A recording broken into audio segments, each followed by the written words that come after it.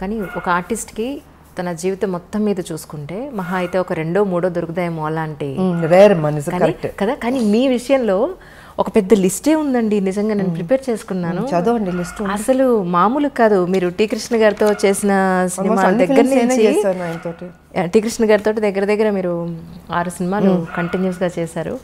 అన్నింటికన్నా మించి అసలు మీరు చేసిన సినిమాలన్నింటిలో అద్భుతమైన ఆర్టిస్ట్ని బయట తీసుకొచ్చిన సినిమాలంటే 10ల సంఖ్యలో ఉన్నాయి. ఎవరికన్నా 3, 4 చెప్పుకోవడానికి ఉంటాయి. అసలు అలాంటిది యూఆర్ రియల్లీ బ్లెస్డ్ అండి.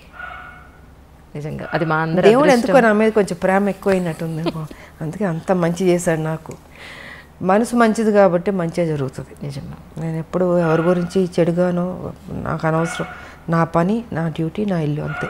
ఇదే నా ప్రపంచం అనుకున్నాను నేను. కానీ అదే ఒక అమ్మాయికి ఎక్కడన్నా మీకు తెలుసుండి ఒక అమ్మాయికి ఎక్కడన్నా అన్యాయం జరిగింది అని అంటే మాత్రం నిజంగా రామలం బయటకు వస్తుంది అనేది మొన్న అమ్మాయి విషయంలో చిన్నపిల్ల అది మహిళలకి ఎప్పుడు న్యాయం జరగాలనేది మాత్రం నేను ఫస్ట్ నుంచి పోరాడుతూనే ఉన్నాను. నా వాయిస్ రేస్ చేశాను. నేను బాధగా ఉంటుంది. ఎందుకంటే ఒక మహిళగా నాకు తెలుసు ఆ కష్టాలు ఎంత కష్టపడితే కానీ పొజిషన్కి రారు, ఎంత స్ట్రగుల్ అవ్వాల్సి వస్తుంది. ప్రతి చోట అడ్డంకి ఉంటుంది. అంటే మన ప్రొఫెషన్లో ఏ ప్రొఫెషన్ ఎన్నుకున్నా దాంట్లో అచీవ్ చేయడానికి అడ్డుపొలలు వేస్తూ ఉంటారు, వెనక్కి లాగుతూ ఉంటారు. సో ఆ పెయిన్ కానీ నాకు తెలుసు. అది కాక మొన్న జరిగిన ఇన్సిడెంట్ అయితే అది మరీ దారుణం అమ్మ.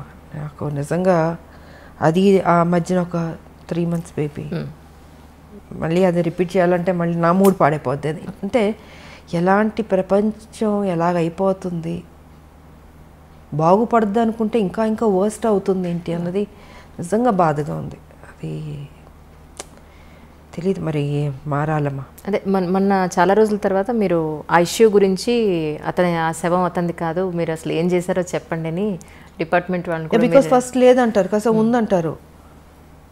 అంటే ఒక వ్యక్తిని పట్టుకోవడానికి ఎందుకు ఇంత గేమ్ అనేది నేను చెప్పదలుచుకుంది ఆ రోజు. అని నిజంగా నడి రోడ్డు మీద చంపాలి వాడిని, అంత కోపం వచ్చింది నాకు. సరే ఇంకా వీళ్ళు చేసే పోలీసులు చేసే గేమ్ అన్నీ చేస్తుంటారు, ఎన్కౌంటర్లు చేస్తారు, ఇవన్నీ చేస్తారు. బట్ ఏదైనా అది కరెక్ట్ కాదమ్మా. అది వాళ్ళకి ఎలా వస్తుంది ఈ ఆలోచన తెలియట్లేదు నాకు. పాప ఆ తల్లిదండ్రుల్లో నిజంగా ఆ తల్లి నేను ఓదార్చలేకపోయినా ఆవిడ కంటిన్యూస్ ఏడుస్తూనే ఉంది. ఆ పెయిన్ ఎంత ఉంటుందమ్మా నిజంగా. చాలా బాధ వేసింది నాకు. అండ్ నాకు వచ్చిన కోపాన్ని వాడిని అక్కడే పట్టుకుని కొడదామా చంపుదామా అని అంత కోపం వచ్చింది నాకు నిజంగా. అసలు ఆ చంటి బిడ్డ ఎంత ముద్దుగా ఉంది ఆ పాప. నిజమా వాడికి ఒక బిడ్డ ఉన్నట్టుంది. ఐ డోంట్ నో మరి ఇలా మైండ్లో ఏమైనా దెయ్యం దూరుతుందా, రాక్షసులానో కూర్చుంటారో తెలియదు మరి. సమాజం పాడైపోయిందమ్మా చాలా మ్యామ్. నిజం. మెయిన్ ఈ డ్రగ్స్ వల్ల వాళ్ళు ఏం చేస్తున్నారో వాళ్ళకి తెలియకపోవడం వల్ల గవర్నమెంట్ ప్రతి స్టేట్లో గవర్నమెంట్ చాలా సీరియస్గా తీసుకోవాలి ఈ విషయం మాత్రం. అంటే ఆ మత్తులో తేడా తెలియట్లేదు వాళ్ళకు కూడా. తల్లి చెల్లి బిడ్డ అన్న తేడా కూడా లేకుండా మృగంలాగా తయారైపోయారు. సో డ్రగ్స్ అనేది కంట్రోల్ చేయాలి, లేకపోతే టోటల్గా చట్టాలు ఇంకా స్ట్రాంగ్ చేయాల్సిందే.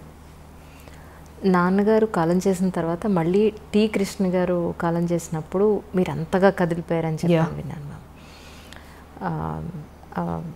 అసలు అంటే ఆయన సినిమాల ద్వారా మీలో ఉన్న నటీమణిని బయటకు తీసుకురావడం ఒకటే కాకుండా ఆయనతో ఉన్నంత బాండింగ్ అంటే ఏం చెప్తారు మ్యామ్?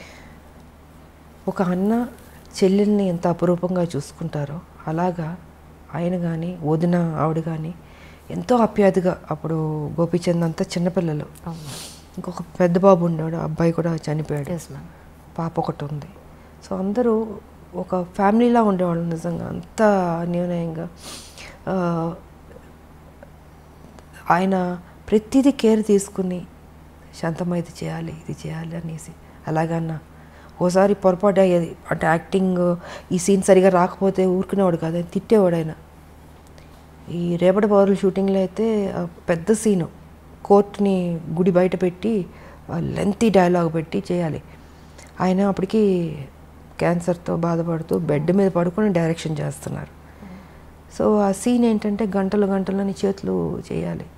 నేను ఒక ప్యాటర్న్లో చేసుకుంటూ వస్తే కట్ చేసి చేతులు ఇలాగ చేయాలి కదా, ఎందుకు ఇలా ముడుచుకుని చెప్తావు డైలాగు డామ్ డూమ్ అని తిట్టేశాడు ఆయన. నాకు అర్థం కాలే, ఎప్పుడు నేను చూడలేదు ఆయన్ని అంత ఎమోషన్ అయ్యి కోపం రావడం అనేది. ఒక నిమిషం కూర్చుని పోయాను, నేను ఎక్కడ పొరపాటు చేస్తున్నాను అనుకుని చూసుకుని నాకు కొంచెం టైం అన్నాను. వెళ్ళి 5 minutes కూర్చుని ప్రిపేర్ అయ్యాను, వచ్చాను, సింగిల్ టేక్లో ఓకే చేస్తాను. అంటే ఎక్కడో పొరపాటు జరగచ్చు, అంటే ఆయన మైండ్లో ఇలాగ ఈ క్యారెక్టర్ ఇలా చేయాలి, వైల్డ్గా చేతులని చూపించి అది ఇది ఇలా చేయాలని అని ఉంది. నేను ఒక ప్యాటర్న్లో డైలాగ్ చెప్పుకుంటూ మామూలుగా చేసుకుంటూ వెళ్ళినా, అది కాదు, నాకు అది కావాలి. సీరియస్గా అరిచేసాడు మొత్తం క్రౌడ్, అందరూ జనాలు ఏనాలు. నాకు కొంచెం అప్సెట్ అయ్యాను నేను, ఇదేంట్రా ఇది ఫస్ట్ టైం, బట్ తెలుసు ఆయన హెల్త్ బాగాలేదని తెలుసు. సరే నాకు 5 minutes అని వెళ్ళి కూర్చుని మళ్ళీ నేను ఏ రకంగా చేస్తే బెటర్ అని రివైజ్ చేసుకుని వెళ్ళి చేశాను. I was happy. సో ఇలా ఉండేదమ్మా ఆయనది. అండ్ ఇంకోటి ఏంటంటే ఆయన చనిపోయినప్పుడు నేను ఊటీలో ఉన్నాను.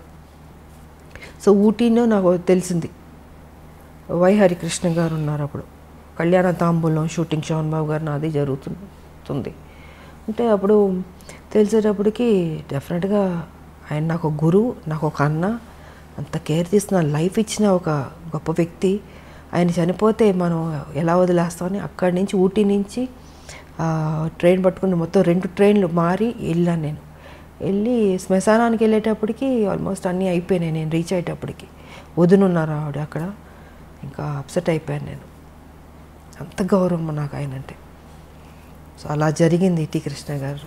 కానీ టి కృష్ణ గారు కాలం చేసిన తర్వాత వాళ్ళ పిల్లలని చాలా దగ్గరుండి మీరు చూసుకుని వాళ్ళ చదువులతో సహా మీరు పట్టించుకున్నారని అన్నారు, అది ఎంతవరకు నిజం?